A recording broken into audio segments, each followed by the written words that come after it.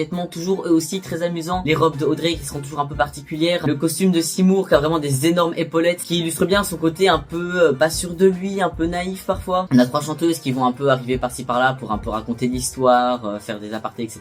Elles aussi, elles ont plusieurs changements de costumes et chaque costume est vraiment de plus en plus impressionnant. À la fin, elles seront habillées en sorte de plantes carnivores, chacune avec un design à la fois assorti et à la fois vraiment différent l'une de l'autre, tout autant que les décors et les accessoires, ils en mettent plein la vue, ils sont très amusants, très fun et à la fois super travaillés. On a aussi le copain Lisa, je disais qu'il était tout en rouge, il a une combinaison rouge, il est à la fois motard et en même temps il est dentiste et du coup on a cette grosse combinaison de moto avec un immense patch dent sur son dos, une énorme banane, enfin vraiment il a une dégaine pas possible. C'est un peu marrant parce qu'avant qu'on le voit pendant tout le début, quand Audrey en parle, on s'attend pas à un personnage comme ça. Puis on le voit arriver, déjà avec sa dégaine pas possible, et puis même son caractère, son tempérament, on le prend pas du tout au sérieux. En fait, j'ai vraiment eu rapidement très fort l'impression d'être dans le monde de Dr Seuss qui a créé le Grinch, le chat chapeauté. Je sais pas si vous avez vu le chat chapeauté, mais dans le film, on a vraiment la maison qui est dans une esthétique très particulière. C'est un peu ce genre d'esthétique qu'on retrouve dans la pièce, autant de manière visuelle avec voilà cette palette de couleurs, ces costumes toujours très exubérants, très rigolos, même dans le caractère des personnages, hein. Typiquement le fameux mari d'Audrey, ce mec c'est un méchant sorti de l'univers de Dr Seuss.